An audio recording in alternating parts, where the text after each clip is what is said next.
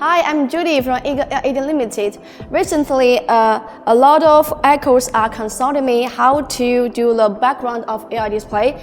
So today I will tell you about it and introduce for you. Okay, so in fact, the display screen of a live streaming background is a larger display screen that can be customized.